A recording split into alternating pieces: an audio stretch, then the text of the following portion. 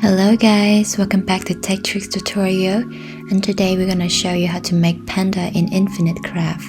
This is very easy. All you have to do is follow step by step. So first, we're gonna add water and then wind to have wave. Now we add earth and water to have plant.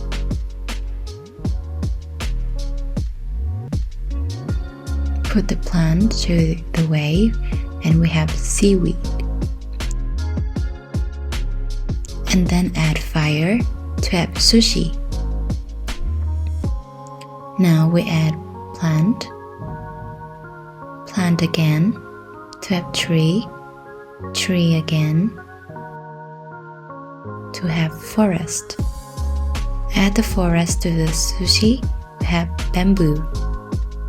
And then add water. We have panda.